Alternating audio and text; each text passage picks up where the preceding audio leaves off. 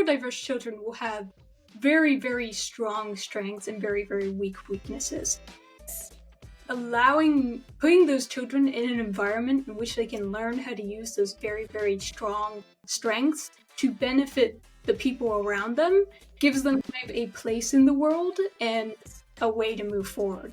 So that, even with considering children eventually moving into the workforce, is a very, very important skill for them to learn.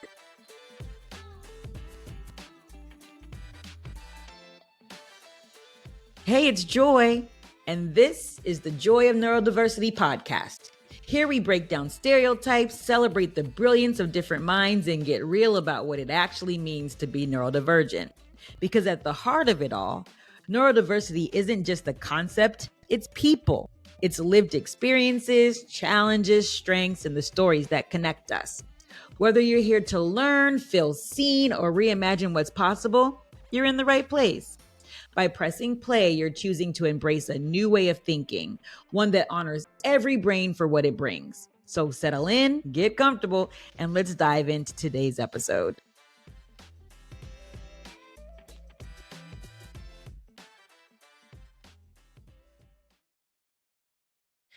Hello, everyone. And today's episode is a special one. We are joined by Angela and Sophia, a mother-daughter duo working to build awareness around dyslexia and reshape the conversation about learning differences. Sophia, now 17, was identified with dyslexia later than most, partially because she could read and partially because she displayed some of the less common signs of dyslexia.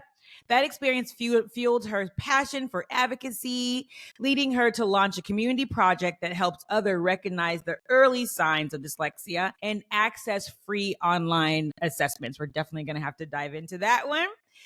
Inspired by Sophia's journey, Angela turned her expertise in education into action, launching an online tutoring business focused on teaching academic skills like reading and spelling to dyslexic students. She's passionate about equipping both students and families with the tools they need to succeed. Together, sharing their experiences, the game-changing technologies that help Sophia thrive in college-level courses while she's in high school, and the work they're doing to make a difference in their community. All the things that we're going to be talking about today in the episode. So welcome to the Joy of Neurodiversity, Angela and Sophia. I'm so excited to have you on today. Yeah, we're happy to be here. I just speaking with you guys as we were planning this episode, I just felt like there were so many commonalities between my experience and yours, but I'm just really grateful. And I mean, I've been telling everyone that the reason why I'm doing this podcast is that I really just want to share stories so that people can relate to and see what just neurodivergence is, because it's so different in everyone. But I think that there's so many misconceptions. We're going to talk a little bit about that later. But could you tell us a bit about yourselves and what are your journeys with neurodiversity? You go first. I'm Sophia. I am her daughter. I was diagnosed, as she said, very, very late. I was probably 17, you think? 16? I wouldn't say that late. It was like late middle school, though. It's been about 15, years. maybe? Yeah. Was it that late? Yeah. Wow. I was definitely in my teens. Mm. And it was really, I was homeschooled, so we were able to kind of work with the signs that might have manifested in a public school system quicker than they did in homeschooling. But I'm very capable of reading, and I've had some trouble with spelling, but kind of the big signs that people think of when they hear the word dyslexia aren't manifest in me. Yeah. So we didn't catch on to it very quickly. Mm-hmm. She read an article in the New York Times about stealth dyslexia, and it very Stealth applicable to dyslexia. me. Okay. Yeah. Because it's the natural sign or the stereotypical signs that people think of. I don't have. Yeah. Can totally relate to that. I love that stealth dyslexia. I need to look more into that. Look into it. Yeah. It is very applicable to me. It's crazy. But Yeah, you have just hit the ground. I'm sorry? When we read the article, it described her perfectly. It was very eye-opening. And I feel like often that's exactly what needs to happen because dyslexia presents so differently in everybody. You need to have that one little aha moment that says, oh, wait, that makes sense. And then kind of prompts you to do a little bit more investigation. So, We Angela, never can you tell us a little bit about your journey with neurodivergence? 'Cause I know that you're neurodivergent as well. Yeah. So there's a few things, with Sophia, there were definitely signs very early on that something was different. She's always been very slow to do her work. We actually had her assessed quite like around 6th grade for slow processing Okay. because she was very capable of doing her work and very bright, but it took her longer to get it done. And that was something that we knew wasn't quite up to par. That was and so we actually got her assessed just for slow processing. And then it wasn't until we found that stealth dyslexia article that we were like, oh my gosh, this is really what it is, which is way more common and a more obvious answer to the question. As far as personally as well, even more recently, my other daughter at 15, which has basically been just within the last year, got diagnosed with ADHD.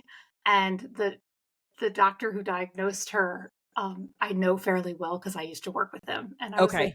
I do all these things. And he was like, yeah, you do.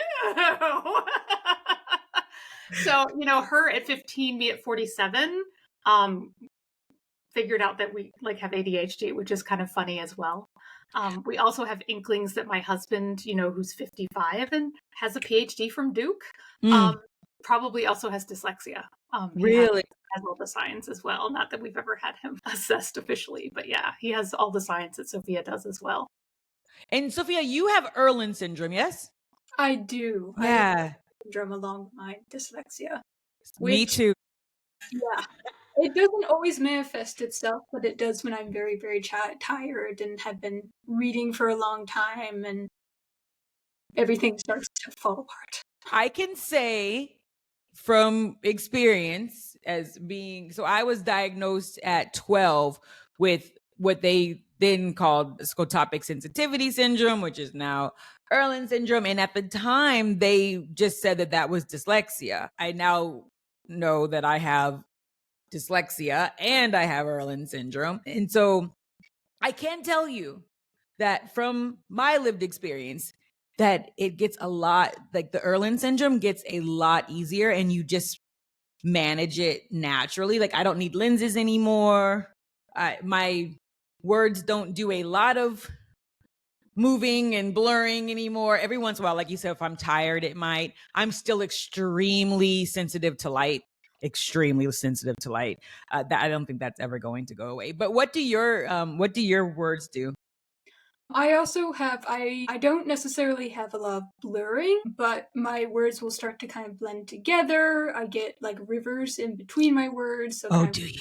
page. And I had all kind of heard of these kind of signs that associate with dyslexia before, but I learned about Irlen syndrome and dyslexia separately.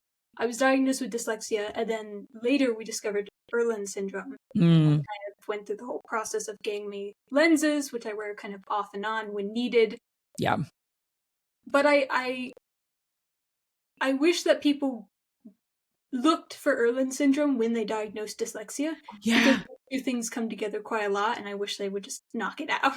Absolutely. And for me, I was the opposite. I was diagnosed with that first. My words, I've never met anyone else whose words do what mine do. I wish I had. Mine kind of scramble up like alphabet soup. And then I have to try to figure out what goes with what and then put them together and then try to read them, which is always fun. And they fall off the page like a waterfall. I know people have that, and mine jump up and down like popcorn, but thankfully that's not happening as much anymore. But okay, Sophia, let's try to go back to, you went through a significant portion of your education without knowing that you were a dyslexic learner. So what has changed since being identified, or has it changed drastically? The largest things that have changed since being identified with dyslexia is a sort of confidence that comes with being able to really pinpoint your weaknesses. And once you can pinpoint your weaknesses in learning, you can find ways to cope with those weaknesses. You can find tools that specifically work with those weaknesses, especially with the development of AI and a lot of different tech tools. If you know exactly what you need, you can find tools now that are very pinpointed towards that certain weakness. Absolutely. For me as well, just knowing that there's something there, then I'm more aware. Sometimes I know that I'm using strategies, but I didn't even realize that I'm using strategies. And like looking back on it, I'm like, oh, okay, that's why I needed to do what I did. But it gives you a bit of confidence knowing, because I don't think that the label really matters. No. Yeah, the I most don't. important thing is how it manifests in a person. Absolutely. Because it's different for everyone. Yeah. And then just being able to advocate for things that you need makes, to me, a huge difference.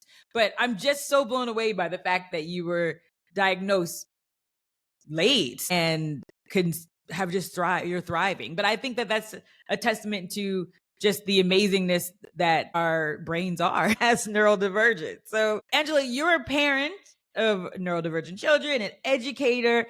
When did you start first realizing that maybe there was something going on with Sophia? And how did that shape the way that you approached her learning and her advocacy, I guess?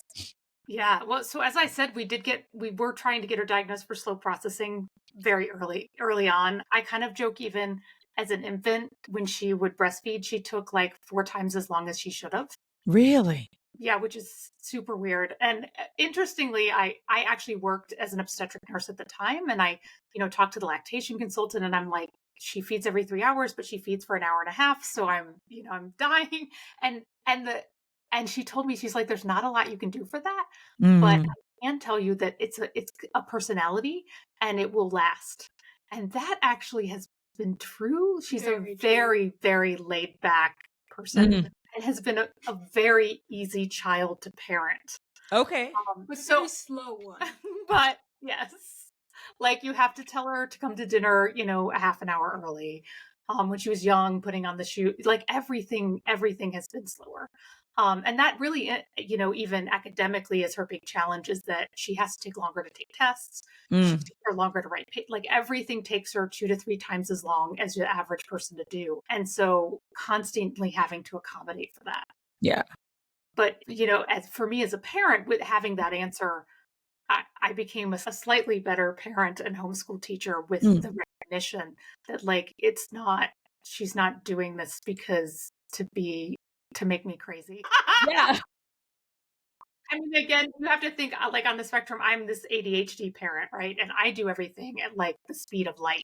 Yes. And faster than a normal person. Yes. Well, I'm slower. Yeah. So the difference between me and my other daughter, even, and her, and we're the 3 that are usually at home, right?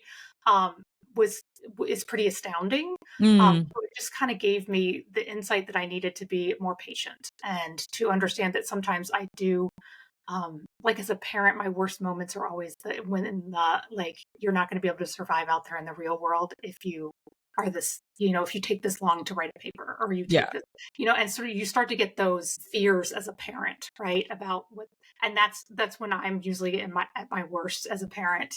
And, just letting some of that go, being like, if I have to type her Girl Scout Gold Award application because it has 400 questions and it's ridiculous, then she can dictate and I can type if that's what we need to do. And so being like, you have to figure this out just like everyone else, right? Like understanding that made a big difference. And even like speech to text with AI, like those programs are getting so much better. And that's something that's very necessary for me and speeds me up. And we've been keeping track of kind of how these programs, especially her, keeping track of how these programs are kind of progressing and how quickly they're progressing. The technology out there is incredible. Absolutely. And I think that just kind of goes into it. You've almost answered my next question, but I was just saying, as with having ADHD and then having a daughter that moves a bit slower and coach, I was wondering how your ADHD was playing a role in your journey as a parent and academic coach with her. But you've already said, like, it just allowed you to say, okay, I need a pivot. I need to step back and see what it is that she needs. But has that impacted like your coaching or anything else that you're doing in terms of academics? Yeah, absolutely. And part of it too is old age.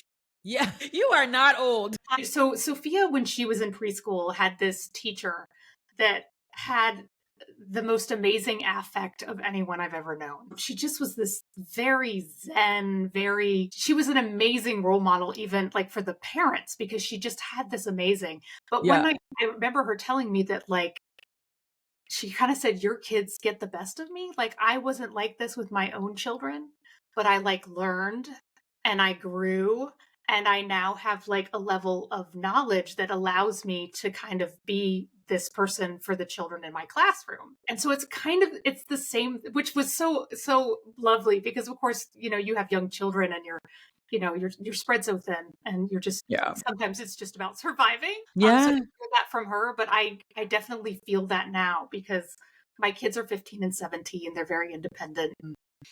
They, but I've learned things with them that other kids now kind of get the benefit of. So I feel the same thing that Carrie kind of told me years ago was that, these other kids benefit now from my ability to kind of step back and say, okay, what's going on with this kid? This one has ADHD. This one has dyslexia and ADHD. These are the things that we need to, and I need to evaluate what they need and what I can provide to them. And I'm unfortunately a lot better at that now than I was when my kids were younger.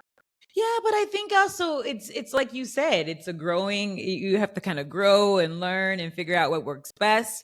And it's a little bit of a trial and error. But one thing I know I say to teachers a lot, because the majority of the work that I do is coaching with teachers in different school settings. And there's this notion that what you need to do for a neurodiverse child is like on top of everything that you need to do for everybody else. And I'm like, no, but if what you do for a neurodiverse child really does support your other students, it's not extra work. It's just best practice for everyone. But it's really hard getting everyone, it's not everyone, but it's very hard to get people to have that mind shift that we're not asking you to do crazy different things for neurodiverse students. We're asking you to make small changes that will help your neurodiverse students, but will also help the students in your classroom who are neurotypical.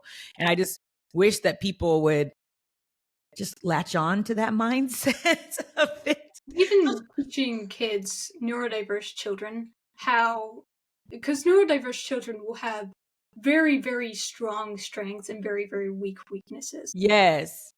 Putting those children in an environment in which they can learn how to use those very, very strong strengths to benefit the people around them gives them kind of a place in the world and a way to move forward. So that, even with considering children eventually moving into the workforce, is a very, very important skill for them. Absolutely. I feel like she's wiser than I am. She is definitely wise beyond her years and always has been. Again, that Zen personality has always been there. And just to your point, Sophia, the notion of, like you said, as you you move into the workforce, as you're moving, we're not always going to be in school. We're not always going to be in these situations. And ultimately, we want to teach neurodiverse children to be neurodiverse adults who advocate for themselves and figure out what is the best environment for them and make a way in this world when the world doesn't always make a way for us. And so just to your point, I think that's amazing. But Sophia, you were not always homeschooled, but you've been homeschooled for the majority of your academic career, yes? Yeah, okay. That's correct. So how do you think that homeschool experience shaped the way that you navigate just learning as a dyslexic? Because I think that you had said you weren't sure that I guess on two sides. You said that if you had been in a mainstream school, then maybe these differences might have come up a little bit earlier. I guess tell me how do you think that this kind of shaped your experience as a dyslexic learner being at home? Part of why I think those signs, for what you were saying, those signs would show up earlier in a public school room is because those public school rooms provide a lot less flexibility of learning, like you were talking about, for not just neurodiverse kids, but everyone, right? You have to fit a certain box. And when you're homeschooled, you can kind of change the way you do things that fits the way you work a little bit better. You have more flexibility. Yeah. And that, like, I've learned how to organize myself a lot better. Mm. The way I kind of work, how much time it takes me to do things, because I make my own schedule. Okay. I'm homeschooled. There And are that certain could be- things that you have to meet, but you have a lot more flexibility in how you get there and how you do that Yeah. process. And that's very helpful going into college, where a Mm. lot of kids get very, very used to the structure in the school system, and then they're put into college and they have no structure, and they've never found the structure that suits them, right? How to get their work done in a way that they can do. And so that is something that both benefits someone who learns a little bit differently, like myself, that flexibility, and it teaches me how to move from there. It's such a good point. Just when I transitioned to university, and I was like, wait a minute. So I only have 3 hours of classes today? Yeah. It kind of hit me. And I remember we had to take a course it was University 101. Every freshman had to take it. And there was one of the professors put up this schedule, and he said, listen, this is your week. You need to map out what you do because you're going to have so much time. He's like, schedule in when you want to watch TV, schedule in when you're working, when you're going to the library, when you're in classes, when you're eating, schedule all those things in so that you're just not going back to your dorm and going to sleep. And like, especially now, kids have a TV in their pocket, right? yes. See, well, okay, Sophia, I didn't have a phone until I graduated from That's college. why I'm bringing it up, right? That's why I'm bringing it up, because it's Yes. now for kids to get distracted. Absolutely. And just to get that, but you're so right with that. You're moving from, most students are moving from a situation where it's very structured. Maybe they have a couple of free periods during the day, but even those free periods are pretty structured. And then going to university setting when it's like, they don't care if you come or not. They don't. I remember the first time I got sick in university, I called my mom and I said, I'm not going to school today. And she said, I don't care. And I was like, what? And she said, you need to make a decision for yourself. If you feel like you are so sick that you can't go to school, then make that decision. If you are not sick and you're just making a decision to not go, then fine, but you're going to suffer the consequences of not having to go. But I don't care. You don't have to call and tell me. And I was just like, oh my goodness, I really am doing this on my own. And I was sick. What do you say? Independence. But it really, it's making so much sense what you're saying. You're going from that flexibility, you're getting the skills that you need to really thrive no matter what situation. And I think that you've had a little bit of a glimpse of what university is going to be like because you are taking college level courses already.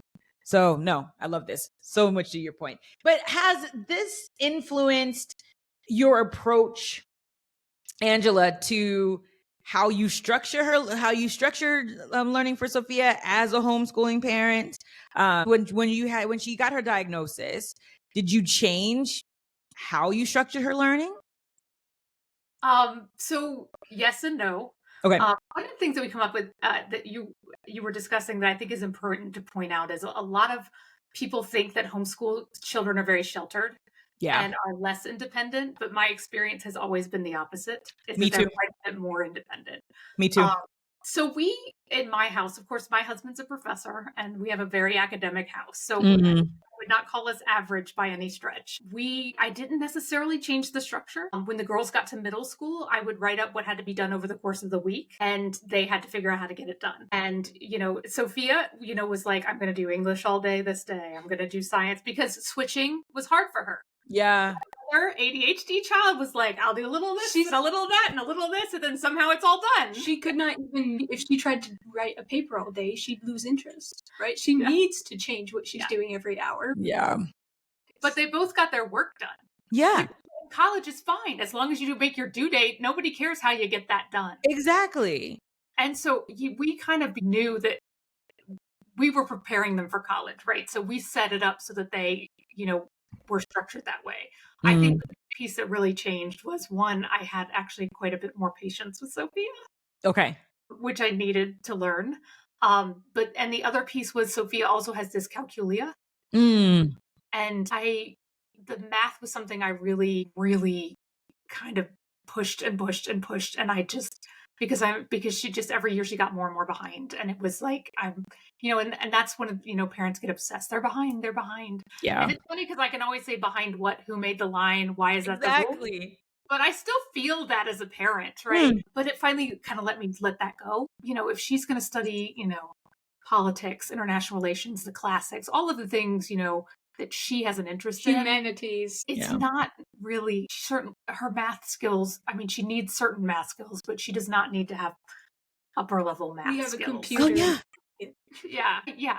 I mean, we all walk around with that calculator in our back pocket. Absolutely. My father was my high school principal, and I remember he came to me probably at the end of junior year when I was having to, or the beginning of senior year when I was having to pick all of my classes. And he said, Joy, you have met your requirements to graduate for math and science. We're just going to stop here. We're just going to stop while we're ahead. And I was so happy because math is something that I really struggled with. And I think that I did end up taking one more math class during senior year because there was a new teacher. She was literally just out of uni.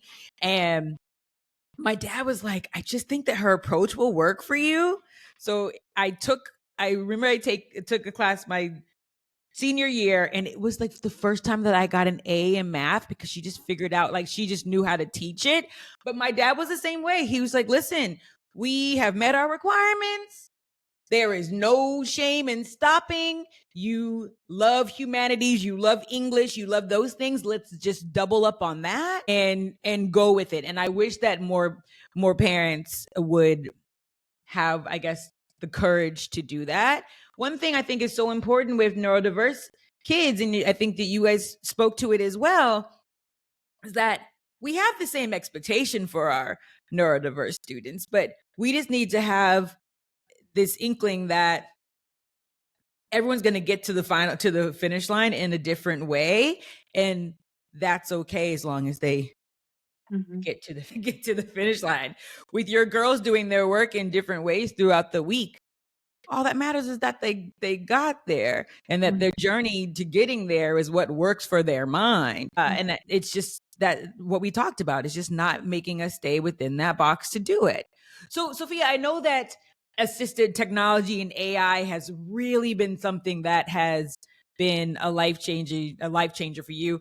For me, I can't function in day-to-day life without AI now. And I know that you're supporting your learning with this. So can you give our listeners some of the tools that have had the biggest impact on your success, especially since you were taking college level courses? There's rigor in your learning. What tools are you using? I think the largest impact that an AI tool has had on me, especially in the college classes, is kind of like this AI note taker called Jamworks. And essentially, all I did is record my professor's lecture. Okay. Turn on and set my phone down and record it. And when my attention is divided between listening to a person lecturing and note taking, I do not take in the information as well as I do if I'm just listening. If I'm just listening to my professor talking, I actually have found that I don't always need the notes.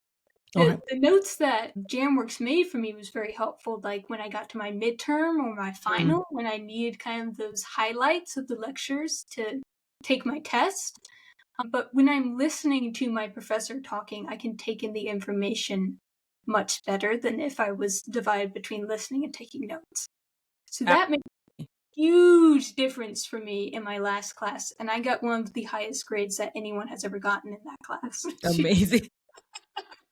But it was shocking for me because I had never really taken a class where I had to listen to someone lecture. Yes. Yeah? And so it blew my mind how well just the information stuck when I wasn't taking notes. Yeah. Yeah. I struggle with that now, or I get behind and like I can't write them fast enough, and then I'm missing And then things, you're not and even then listening anymore. yeah. So The it's rest called of it. JamWorks. JamWorks. Yeah. There's a couple programs that do that now. JamWorks, MindGrasp, and Study Fetch is a really good one that does that as well. So those are the three biggies that I know of that do really well with that. Note taking is one of those things that teachers tend to teach kids how to do in middle school and push it and try Cornell notes in this way and that Yeah. way. And there really is a good proportion of students that are not served well by taking notes, because the process of writing and spelling and all of that is so hard for them that they cannot take in the information. Absolutely. And I think that when put into that situation, the overwhelm is so high that you're dysregulated and you're not taking in any information at all because your brain is just like, I'm shutting down. This is not the way I work.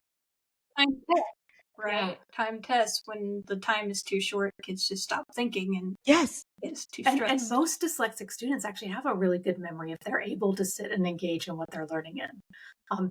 Better than you would actually imagine. Love that. Now, I think that we talked about when we were discussing you coming on to the episode, some of the work that you were doing with spelling. And that's one, or some of the tools that you were using for spelling. And that's one that I struggle with spelling. I know which words I will never be able to spell, and I can't figure out why I can't spell them. But I know that you have some tools that you use for helping with spelling, and I know that that is something that so many dyslexics struggle with. So can you tell me some of the things that you've been doing to help with that? Me or her? I'll take this one. Either one. Yeah, so I became certified to teach with the Barton reading and spelling system, and it is I have nothing but good things to say about it. So it's a program. It's Orton Gillingham based. Susan Barton, who created it, learned somewhere between 7 and 10 different types of Orton Gillingham training and built this system on her own. It is made so that parents can teach their own children. It would take a special parent, but Okay. I do tutor other students with it as well. One of the challenges with spelling has always been with dyslexics is they're so like, oh, you have spell check. And it does it, most dyslexics can't get it close enough that spell check knows. I was just about to say, I can't get my words to a point where spell check can figure out what it is that I'm trying to say. Yeah. And so it doesn't help me. Yeah, so it's getting better because AI now can read context and then they can figure that out. Like back in the day when you type form instead of from, because it was a real word, it wouldn't get corrected. Like that doesn't really happen anymore. But I really have a lot of success. Sophia, she's really taken off. A lot of the kids I work with just never thought they could spell. Yeah. One of the girls I tutor who's astounding. She's in 7th grade and they stopped giving her spelling tests because she flunked them all. They just stopped giving them. So she's convinced she can't spell ever. But she wrote an essay in 6th grade that won a national contest. So she clearly can write. Which just sounds like dyslexia in a nutshell. It does. Right? She can think and express herself and, and create things that are worthy. And so it's not writing, it's not thinking, it's literally just like those little pieces. But the Barton system is so systematic that you can actually build those pieces. So Sophia, like for the first time, is like spelling really long, like something we never thought would happen. Honestly, we just kind of thought you're just not going to be able to spell well, and that's just what it is. But this system really does work.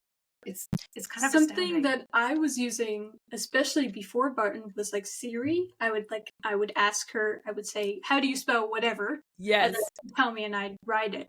But when you're writing, like breaking that stream of consciousness, it just gets laborious. Yes. For when you're writing, and so this I feel like I'm finally understanding my native language for the first time. I was about to say, like, these assisted, like some of these tools will tell you what the word is, but not help you understand why do you spell that word that way? Why? What are these sound patterns? Understanding the phonetics behind it. And so, and I should not say that I'm always going to struggle with reading. Maybe this is something that I need to look into for myself so that I can help support. Barton tutor you. I'm sorry. I'll Barton tutor you. Please. It is such a difficult thing for me. I think in terms of my dyslexia, what I struggle with the most with my dyslexia is spelling. And the rest of it I've figured out how to manage. And then of course with my Irlen's is the light, and I don't, I'm not sure if that's ever gonna change. Same thing for me. It's one of the biggest things that I've gotten from Barton is being able to pronounce words that I don't know. Yeah. I don't even know how it's happening. I just know how to do it now. Really? Somehow. Like I'll like look at it and I'll say it and they'll be like, "That's correct." I'm like, I have no idea how that just happened, but it's happening. Listen, Sophia, I am sold. I think I was telling you guys before that I have part of my dyslexia is that I have a very difficult time breaking down words and sounding out words. When I went to India, I was like, that word has 30 letters in it, and I have no clue how to even start that. So that will be, I'm sold on Barton. I'm going to have to get that. Angela, do you have any tools? I know I work with so many students who have ADHD, and parents and teachers are looking for tools that might help students with ADHD. Do you have any suggestions for that? I know I'm putting you on the spot with this one, but do you have any suggestions for tools that might help with that? Yeah, I actually have less expertise about ADHD, which is ironic because it's something that I have. So with my daughter, we've tried some things that I've honestly learned from other people. Krista Hopp is an executive functioning coach that's just very well known, and I really like her, and she's on LinkedIn, and I've learned a lot from her, honestly.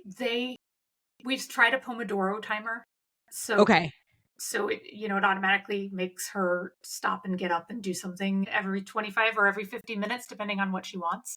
So that's, where you work for 25 and you take a 5-minute break. As far as organizing yourself, which is one of the challenges, it depends on the person, digital versus paper. But my personal opinion, which is kind of biased, but at least, my test case of 2, me and my daughter. Yes. I'm a really big fan of bullet journals. Okay. So in note-taking for Sophia is kind of the opposite for ADHD. Most ADHD students need to write to focus.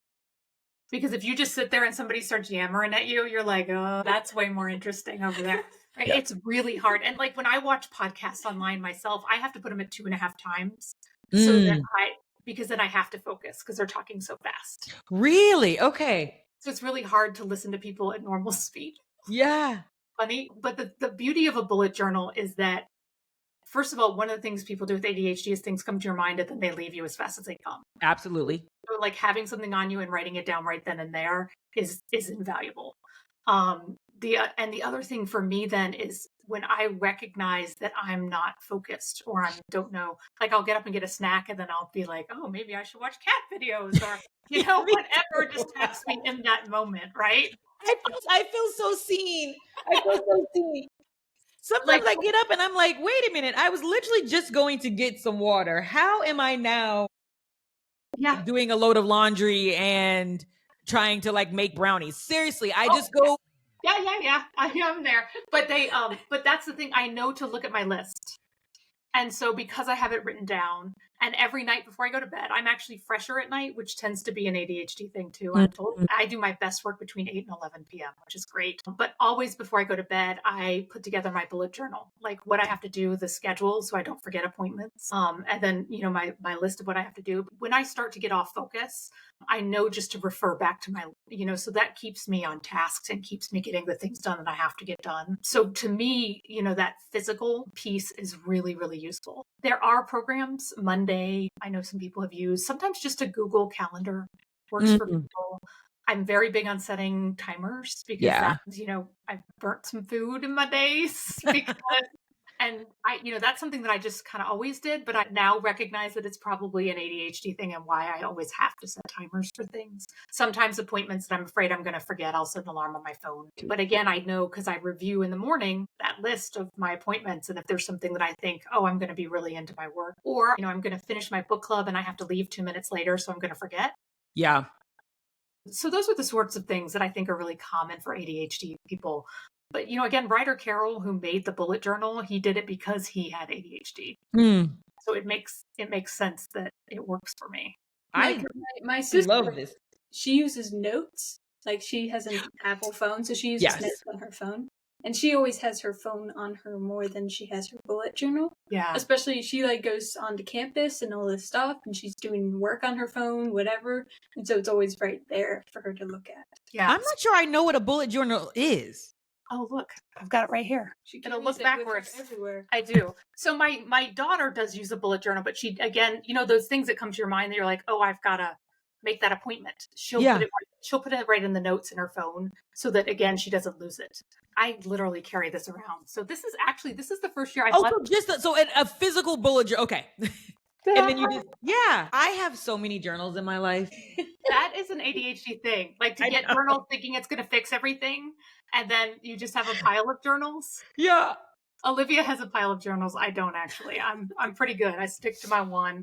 And I do notes in my phone, but then I have so many notes that I can't find the ones that I need. I do love a good Kanban board. I don't even know if I even say that right, but I love those. Yeah. Where I can like the way they look and I can move them and like see that I'm making progress. But what I hear you saying is that for with students with ADHD, managing those executive functioning skills is really, really impactful and will make a big change in how they are able to stay organized and stay focused. So I guess that we're going to move into that executive functioning, because so many individuals who are neurodivergent have a difficult time staying organized, time management, focus. And I just think that kind of comes hand in hand. So in addition to that, what are some of the strategies that you've just mentioned? What are some other strategies that have been helpful for managing just daily life, either for yourself as you're helping your girls with their homeschooling? Any insight that you could give would be amazing with that. Well, and one of the other things about executive function is there's some statistic that neurodivergent kids tend to be about 3 years behind their peers with executive function skills. So that's one of the things, like after learning that probably made me a little more patient with my daughter, was just like recognizing, so she might be 15 and taking college math courses, but her executive function might still actually be like a 12-year-old. So there's some it's one of those very, really big strengths, really strong, weaknesses and strengths, like that very large split that a lot of neurodiverse, people have, right? Those strengths. Can we define? So often I'll say executive functioning and people just give me a look like, what are you talking about? So can we define what executive functioning is for our listeners in case they just don't know? I think that most people do know, but they don't know that they know. Yeah. So I am no expert. Again, I always refer to Krista Hopp when I need information on executive functioning. But it is, kind of a list of skills that people need to master almost in order to, control their lives, control their day and function. Organizational skills, right? Yeah. So there's time sense, there's lots of pieces to it, right? Organization. But I cannot probably give you a very professional. No, but that gives an idea of what that. And even like learning how to organize yourself in the sense of knowing how you work, right? Yes. Like I know it's going to take me this long to write a paper, right? So that's what I need to set aside. That's also a part of, or like if you just organized yourself in a way someone told you to, that might not necessarily work for you. So a big part of that executive function is knowing how you work and how to organize yourself in the situation that you're in. One of the highest executive function skills after you get the basics down is what, metacognition. So learning about your learning, like having that kind of self-knowledge, and that, obviously is the ideal, right? And as you try new things, being able to assess things and say, this is what works for me, this is what didn't, this is why. Yeah. Being able to take the time to kind of self-analyze is really what helps people, grow in any way, right? Thinking about that's exactly what it is. You said what? Thinking about thinking. Thinking about, listen, that is the perfect way for us to say it. What I'll end up doing is just, because in, the lovely world of editing, I'll come back and put a little definition of what executive functioning is. But I think that it's so just having a grasp on those skills and figuring out where you might have difficulty. I'm really bad at organizing things. I can never find what I need. And then it ends up being so overwhelming because I don't know where it is and what I need. I have a twin sister who literally can at any moment tell you where exactly what anything that she needs, she knows exactly where it is. I don't have that. I wish that I had that, but I really don't even know how to teach myself that. I have come to find that for people with ADHD, losing like physical objects is like the equivalent of having bad spelling for a dyslexic or not knowing how to spell something for a dyslexic, because you're going about your life and it breaks your stream of thought. Mm-hmm. And then you go, like, you're like looking for it, you get it, and it's like, what was I doing? Where was I? You know what I mean? And Yeah. like writing for a dyslexic where you're like, and then you go Google and all this stuff, and then you come back and it's like, you've lost it, right? I have the double whammy because I have the dyslexic side and the ADHD side, and it's just really hard. Mm-hmm. Listen, I wouldn't change my mind for anything.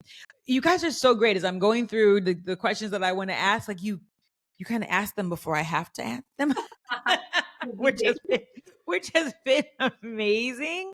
Can we talk a bit about your advocacy work, Sophia? And because I know you're making such an impact just in your community, and I feel like that impact is about to expand and go global. Your advocacy work started when you were in 10th grade. Is that right? I'm in 11th now. So Well, maybe before then. Sign that she's homeschooled. I'm like, what grade are you in? Like, what grade are you in? Yeah, no, I think it'd be 10th grade. Mm-hmm. Okay. So what inspired you to take action and educate your community about dyslexia? So originally, when I was born in North Carolina, okay, and we moved to Oregon when I was about 5 years old. Okay, that's a big change. It is. Yeah. When we moved here, I joined a Girl Scout troop, a local Girl Scout troop here, and I've stuck with that Girl Scout troop to this day. Mm. And I'm kind of aging out now. Okay. I was doing my final gold award, which is kind of a big volunteer project that you do. There's all the requirements for sustainability, how much you did, like all of this. It's a whole event. It's like your Girl Scout quinceanera. Okay.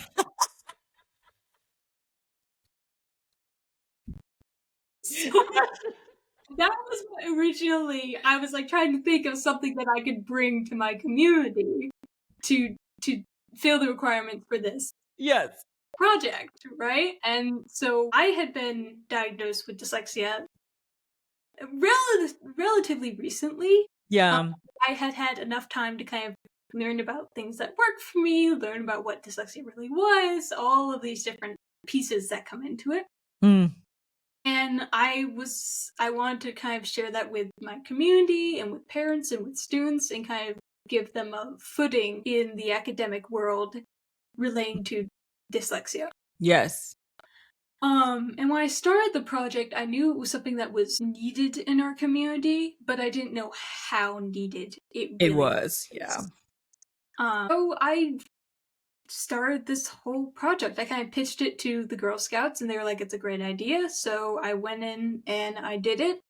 I was planning on having a talk at our local library, which is very easy to set up in a small town. I just rented a room, kind of give a presentation about dyslexia, my experience, some of the myths, some of the tools, all the things, kind of a rundown of what people would need. We advertised all over town. We were in the papers, the radio. We put flyers in schools and in like take-home folders for schools. And so we had tons of people at this event. I can imagine. For a small town. For the grant, we had like 60 people, which we weren't expecting at all. But that's huge. Yeah, in a town our size. We had to like keep bringing in chairs because more people kept coming. Yeah.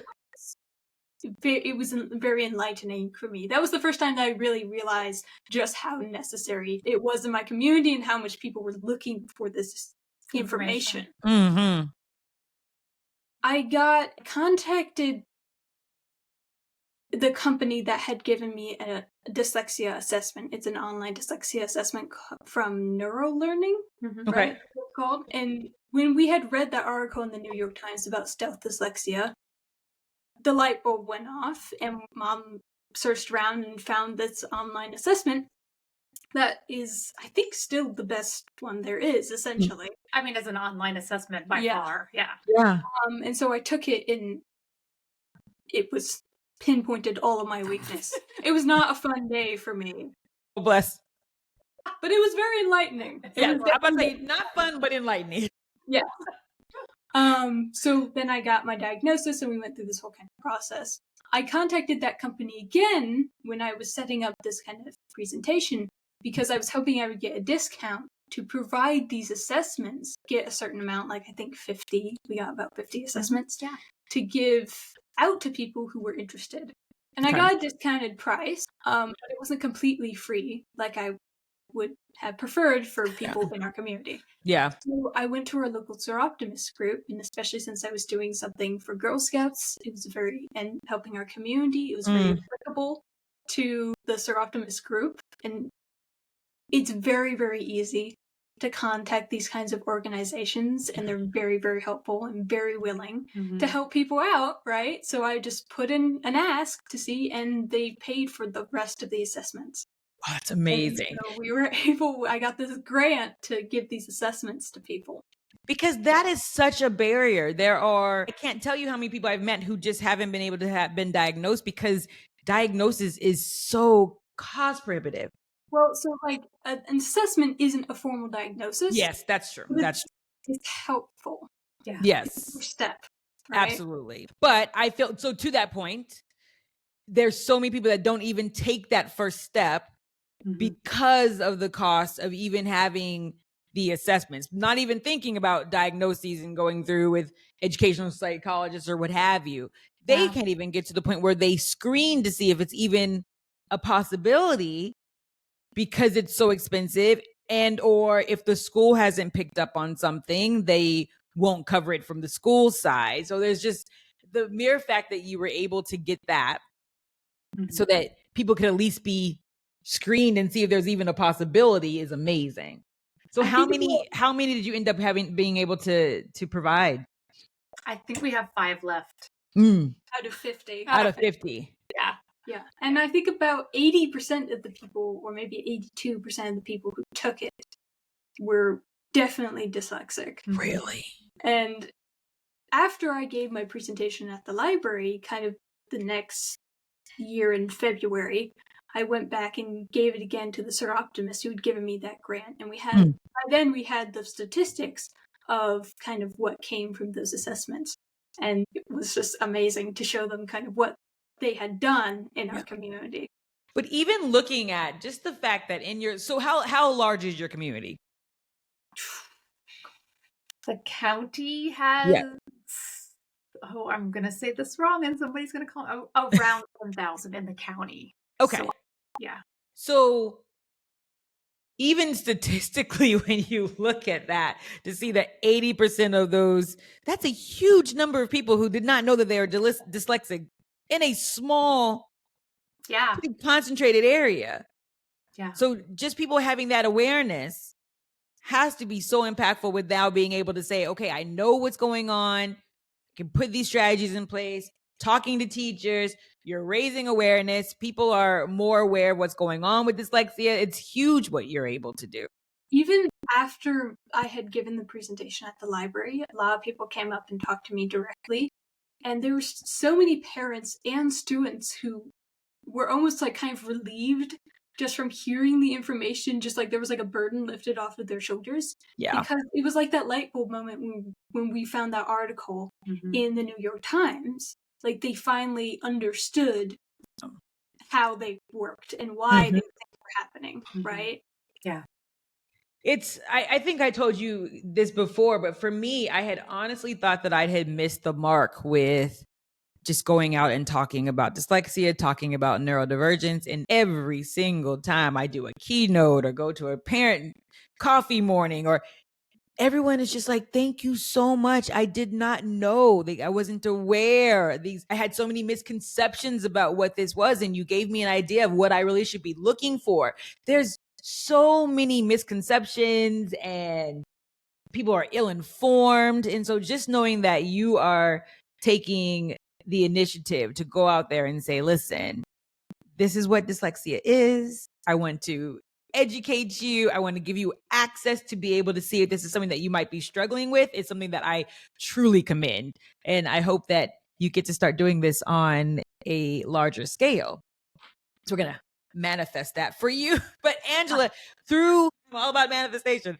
But so through Sophia's advocacy work, this inspired you to start a tutoring business for dyslexic and neurodivergent students. Can you tell me what that journey's been like? Yeah. I was already at a point where I was pivoting in my career. I had actually done a lot of educational sales and ed tech sales work up till then.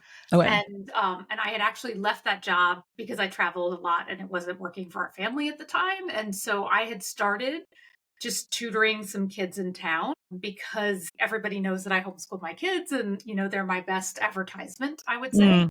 And so I was starting to build that business at the time, but because of what she was doing, I started with the Barton method.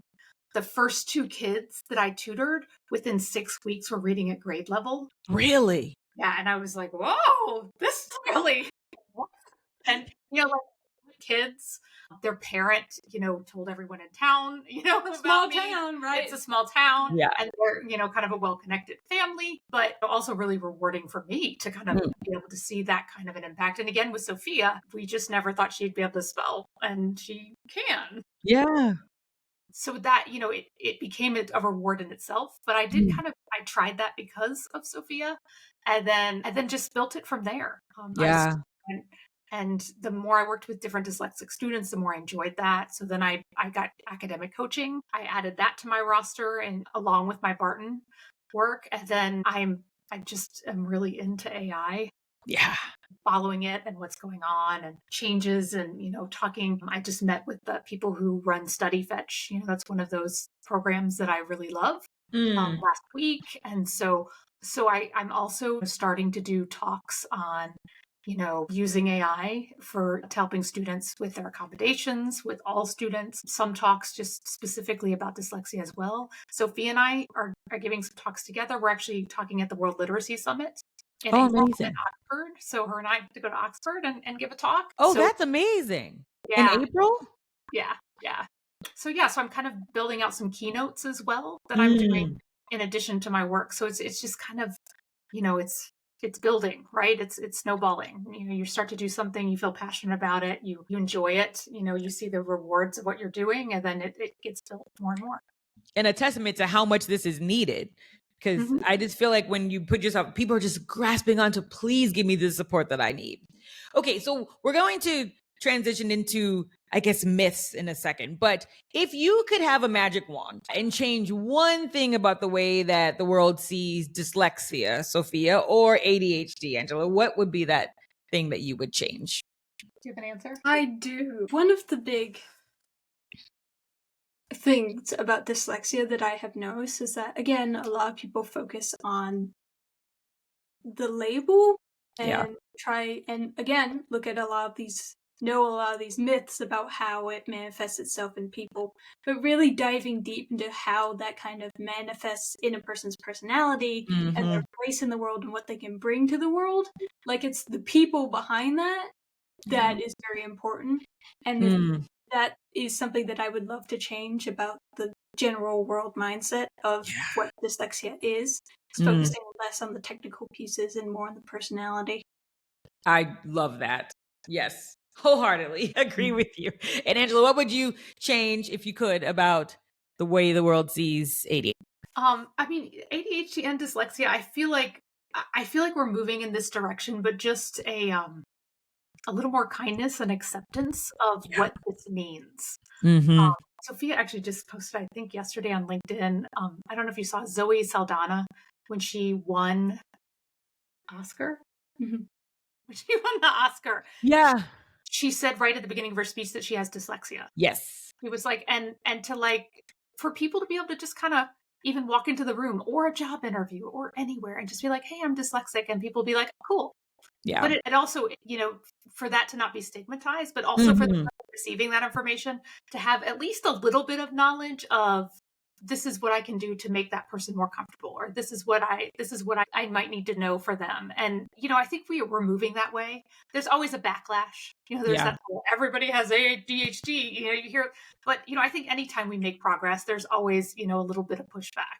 And I think if anything, that's a sign of progress, that there's more and more people talking about ADHD and accepting ADHD and understanding what it is and what that might mean, right?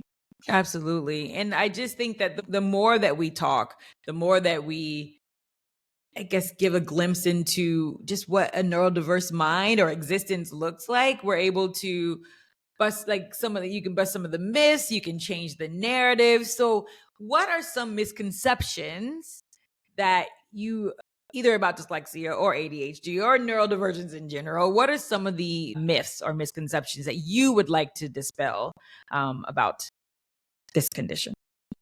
I got a big one, that audiobooks aren't reading. Oh, yes. I love a good audiobook. Crazy because it's, some of it too, you can differentiate between learning to read and reading to learn. And a lot of people, not even just dyslexics, can actually process the information better if they're hearing it. Yes. And, and we shouldn't be shaming students for using it. If this is a technology that helps them learn and progress, and, and it's also, if you teach kids to love stories, then they'll learn to like reading. And so if a lot of times audiobooks are the entrance to that, right? Yes. So that one is one of the ones that I wish somebody would just erase and make go away. So true. And I speak a lot about that fluency bridge. And so often with students with dyslexia is they're concentrating so much on just trying to get these sounds and figure out what those sounds, how they're combining to get those words, that they're not able to cross that bridge to fluency and comprehension and everything because their brain is like, listen, I'm working too hard to try to figure out what this word is. And so having that audiobook where they can listen, they can hear the words, they can hear someone reading fluently, they can picture and visualize in their mind what's going on in the story. Those are all skills that so often we're not able to access because our brains are just really concentrating on reading it. So yes. And listen, I love a good audiobook. I'm listening to a couple stories now simultaneously and reading stuff. So yes. What about you, Sophia? On kind of that same note, I've noticed, especially with doing Barton method, that having kind of a large vocabulary is helpful going into spelling and learning how to read, and audiobooks. And I live in a very educationally wealthy family. Yeah. And so I have a large vocabulary, but listening to books and audiobooks can help with that as well and help build on that knowledge. Yeah. And I think that maybe just to even expand that, is that one myth that I would like to dispel is that using assisted technology does not mean that you are not using your brain. It doesn't mean that you are not learning and applying yourself. It's just ways to help you get there. And it's not, I had someone tell me that was cheating. It was cheating to use these things. It allows you to use your brain in the way that it is most beneficial to the people around you. Well, the number one accommodation that dyslexic students need is actually time accommodation, right? Yes, long to take a test, and people think that's an unfair advantage. But one of the things that research actually bears out is that, an average student, giving them more time, they don't get a higher grade. Because the thing is if you don't know it, you don't know it. Giving you another hour doesn't make it appear. Doesn't make a difference. Yeah. Yeah. And yet somebody with dyslexia actually needs that long to read and process and answer the question. So their scores go up significantly with more time, whereas other students, it doesn't. So it really isn't an unfair advantage that students are receiving. It's actually just something that they need in order to succeed. I mean, it's equitable. I could see with my sister and her ADHD, if she had more time, she'd start to overthink things. Yes. And get a worse grade. Probably. And then go back and change things. And yes. Probably good. But as for misconceptions about dyslexia, something that's very kind of applicable to myself, and also one of the reasons why I was diagnosed very late, is because of this focus on reading, right? Which isn't necessarily the issue for a lot of dyslexics that I know are very capable readers and writers, but they're still like lacking that phonetic piece that really manifests itself in the spelling component. And so and sounding out new words, right? So that's something that's really surprises me again and again and again. It keeps coming up. Yeah. When I talk to people and teachers and school officials in my local community, it just keeps coming up. And I don't feel like it's something that I have benefited from with her going into kind of these Spartan circles and stuff like that. Like I have acted as kind of a peer in this field for a lot of my students in my community, but I have met peers for myself and models for myself in LinkedIn and places like that who are older and have worked with dyslexia more and know more about it. So I'm learning from them and teaching younger students as well, right? So it's kind of this chain effect. But that is something that I feel like in a lot of these circles people don't talk about. Yeah. Because it's kind of a given, right? But it's for people who don't know, they really don't know. Yeah. So it's my grandfather used to say, they don't know that they don't know. And I use that saying all the time. Absolutely. It's so true. Sometimes when I learn about something, I always know that I've learned enough about something when I feel like I don't know anything about the subject. Yes. I know enough to know that there's more that I don't know. One thing I think I need to be mindful about, I always say that I didn't learn how to read until I was 12. And a lot of that is true, but I still knew what were, in general, like what I could read, kind of. So I think I need to be a little bit more, I don't know, specific about. In most part, I knew which letters made which sounds, like small letters, like small words. And I could read to an extent, but my words were moving so much that I didn't really consider it reading. So I guess I need to be a little bit more explicit when I say that. Because I think the people think that Irlen Syndrome complicates that too. Yes, that was exactly what, because that was my major struggle, was just that everything was moving, but no one ever told me that they weren't supposed to. Yeah. And so I never voiced that things were moving. And it wasn't until after I had been diagnosed and received my my glasses that I even said to my parents that my words were moving. And I feel like my dad had guilt about that till the day he died, that he never had asked me if my words were moving. But who would think to ask that, you know? I wouldn't. It was the same case for us, right? Yeah. You wouldn't think to ask that. Like, my biggest thing for Irlen Syndrome that manifests me is my light sensitivity. So my glasses are very, very dark, but I'm not super sensitive to reading, right? It only pops up in certain situations. So I kind of am off and on with my glasses. Yeah. I actually use the shades more than my indoor glasses because really. But when I took the test, it was bad. Like, I was laid out for the rest of the day. Yeah, she had a headache. It was. What happened when you found your right color combination? I literally screamed and jumped back because it literally, I just remember, I can see it in my mind's eye now. It's almost like my words just kind of did like a little swirl thing and then just stopped moving. Solidified. Yes. And I was like, and then they were like, oh, that's her color. And my parents were looking at it like they were crazy because I was getting really frustrated because they started with the darker colors first and kind of moved up towards the lighter colors. And I'm very light. My lenses were very light blue. The first lenses that I got were quite light blue. And so they were putting these different color combinations up, but they would start with the brown and then like change and like add another color to it. And it was like, I felt like someone was pushing on my eyes and I was exhausted and it was hurting. And then it started kind of easing more when I got towards the lighter colors, but then they still weren't even really helping. And then I got to the blue ones and it was just like the heavens opened and I could see clearly, but I probably was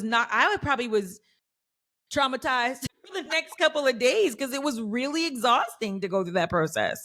Yeah. I had a headache when we did the lenses. So we did like a test to see if I had Irlen Syndrome, and that was terrible. Like there was something, they had like a cube and I had to stare at it for a long, it's weird, but it was not good. Was it the black, was it like, was it like black and white, like geographic images on it? Yeah. And I realized that one of the reasons I lose my place in reading all the time. And one of the reasons is because I don't keep my eyes on the page. Yeah. Right? I'm like bouncing back and forth because the longer I look at it, the weirder it gets. And so it was the first time that they really made me stare at something on the page for a long amount of time. And it was not good.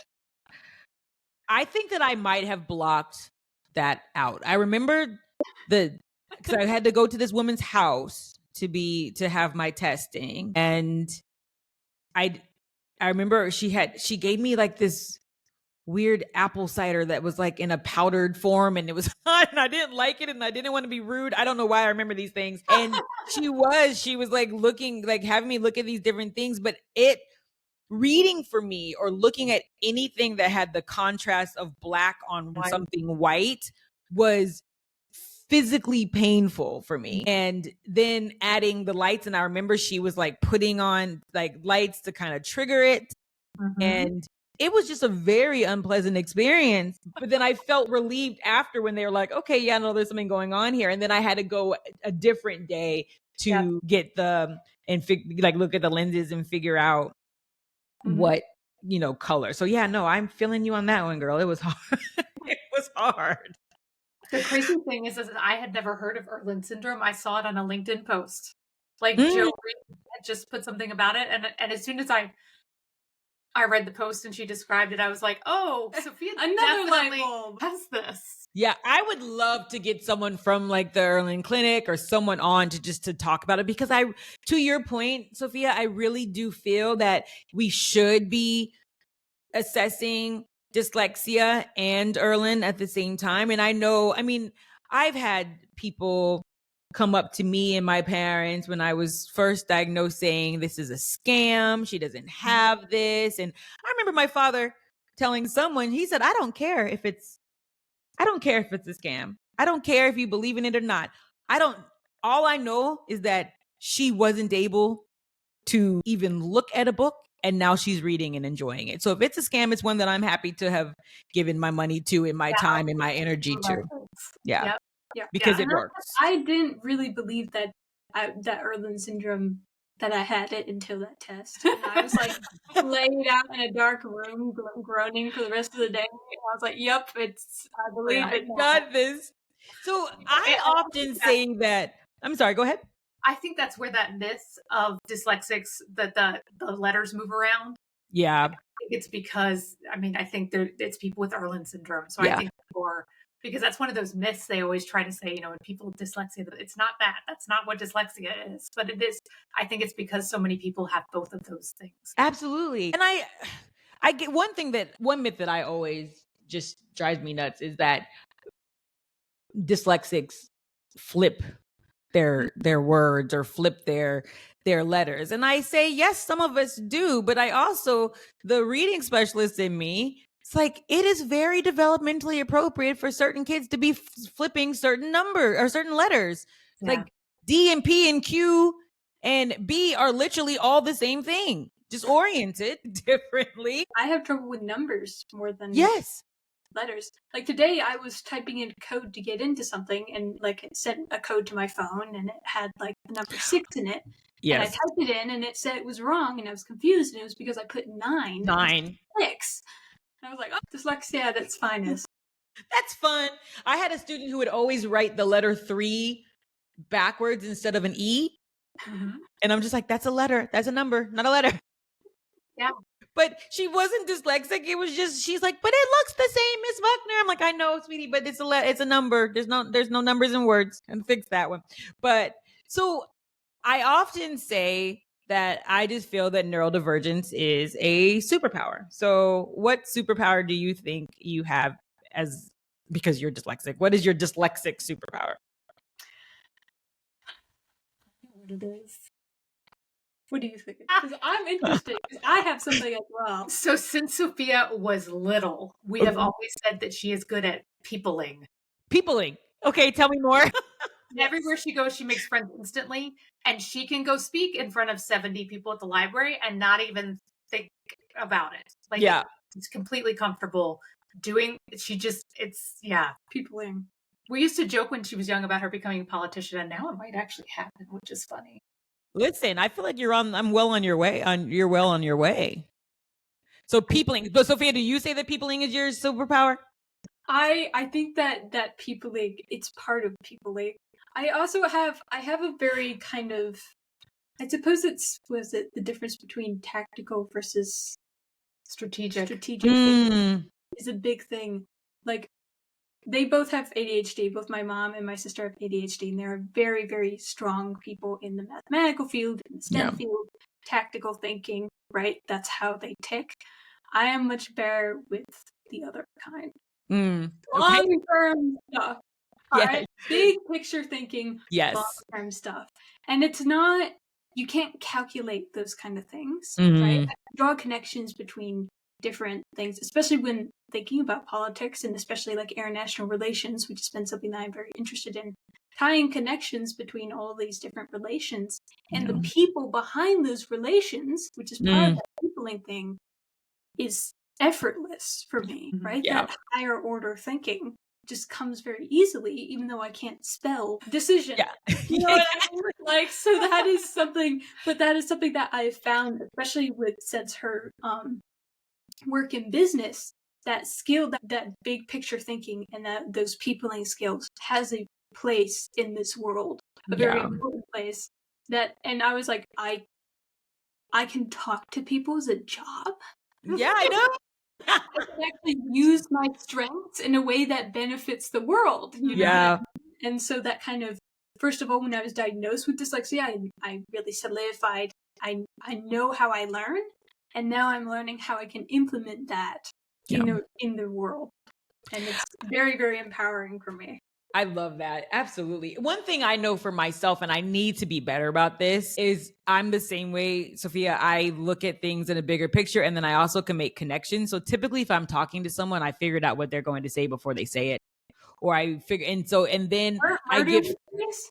I'm sorry? Boring for me. Murder mysteries? Oh my goodness. Because I figured it out.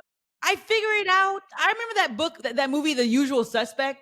Everyone was all, I figured it out and I was like, that's Kaiser Sose. And I figured it, and I was so frustrated. Or that one, what was that movie with Bruce Willis and like the kid, and the kid was, and Bruce Willis was dead? Sixth Sense. Yes. And I'm like, that is a ghost. Why is no one seeing that is a ghost? And I was so frustrated the entire movie. And I'm like, why? Like, they're never looking directly. I was so frustrated. And everyone else was like, oh my God, I was so taken back. And I'm like, why? I figured that out in the beginning of the movie. And I can't remember what it was. And I need to be better, because I look at people and I'm like, why don't you get that? And it's just my brain, and I need to understand that other people don't understand. That's like with teaching math, right? She's a very strong tactical thinker. She thinks very quickly. Two things are completely opposite for me, right? So when learning and teaching math, it's like there's a lot of disconnect there, right? It's like, I don't understand how you're not getting this. Yeah. Yes. So easy for her, right? And for my sister, who's like taking calculus and as a 15-year-old. Combinatorics. She's taking. It's so hard. I just, but it goes back to, I just need to remind myself that all of us are basically neurodiverse. We're all dishonest on a spectrum. And I need to understand or be mindful of the fact that everyone's brains work differently. And I can't expect everyone's brains to work like mine, just like I don't expect my brain to work like theirs. But sometimes when I'm sitting in that movie theater and I'm just like, why did I pay for this? It's frustrating. Okay, so we need to start wrapping things up, although I could talk to you guys forever. Sophia, if you were to give advice to young people who are just starting to understand their dyslexia, what would it be? Definitely do some research about what dyslexia is. Talk to people who have dyslexia and have learned to manage it, and start working on those executive function skills, learning how to organize yourself and how you learn now, right? Because it will take longer for most people to learn than they think it will. Yeah.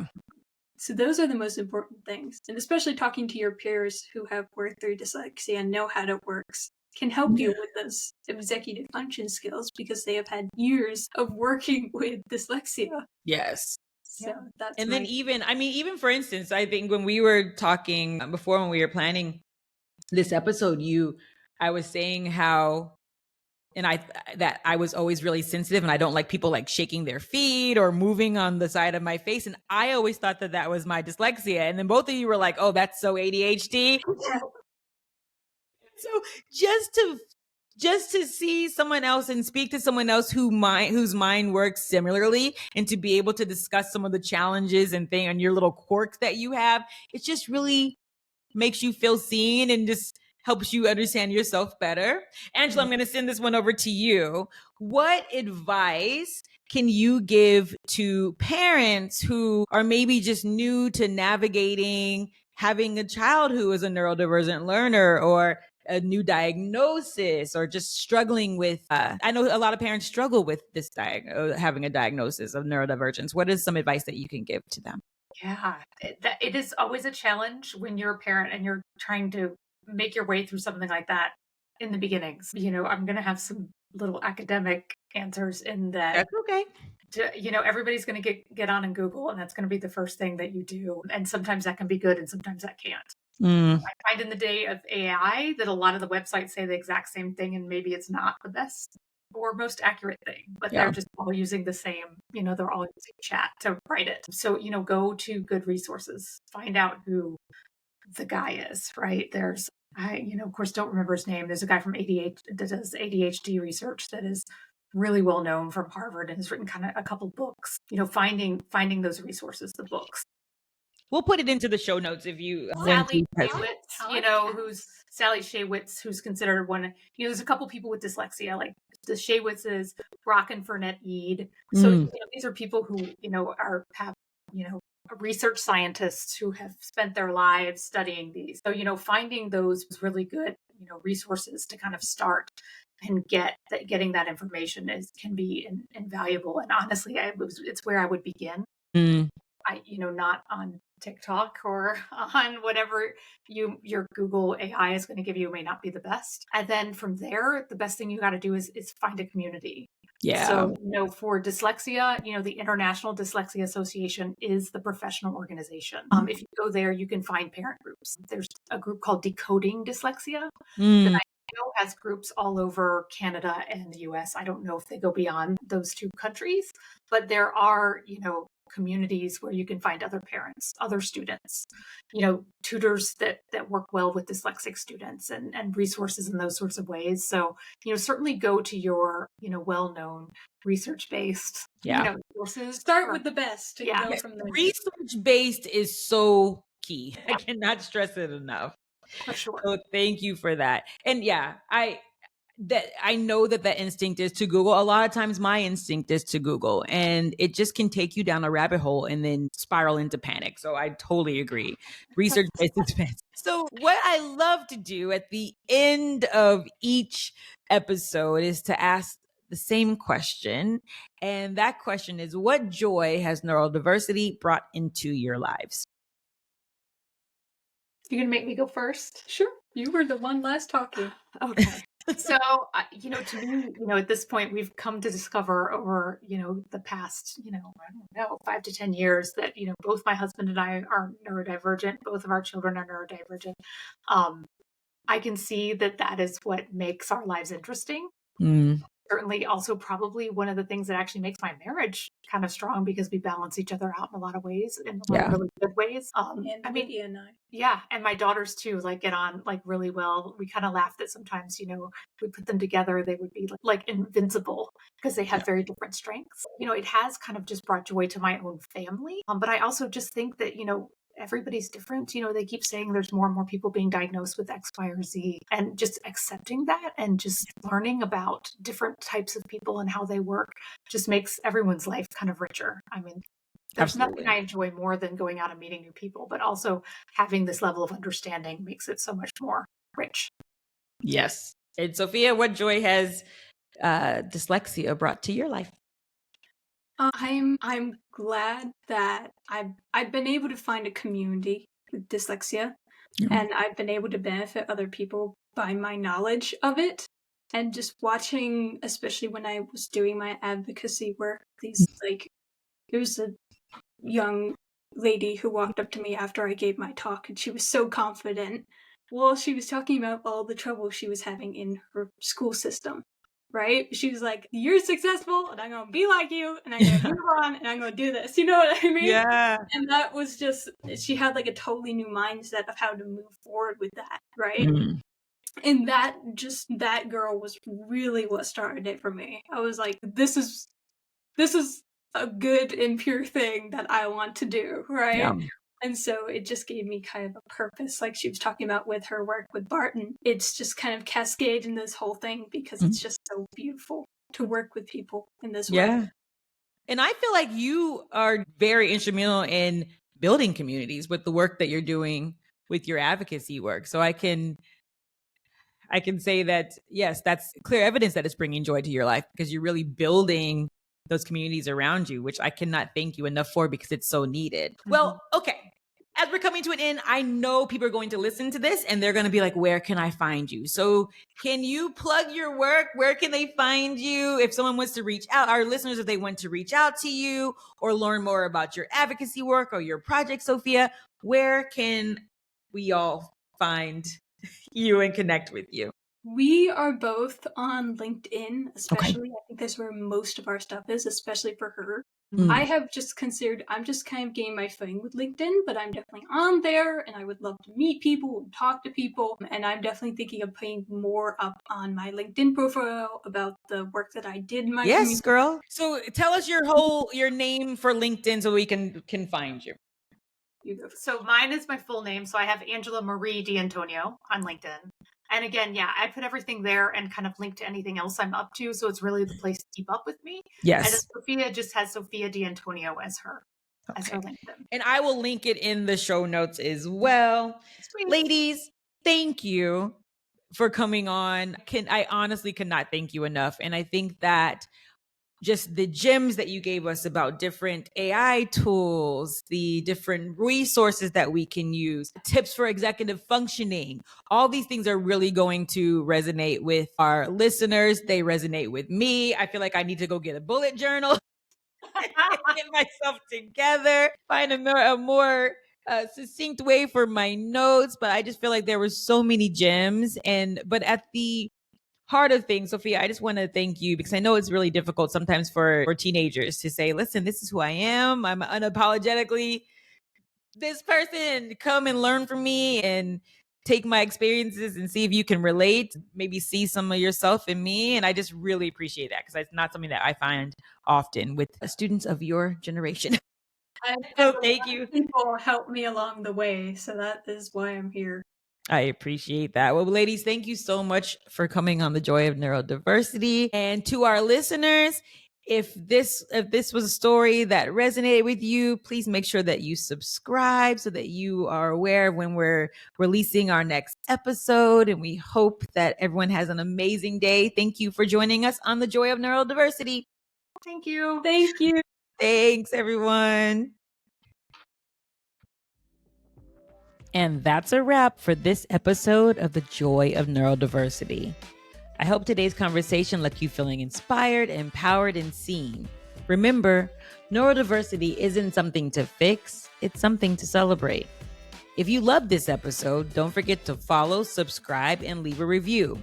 It truly helps more people find this space of understanding and joy. You can find us on Spotify, Apple Podcasts, YouTube, or wherever you get your podcasts. And let's keep the conversation going.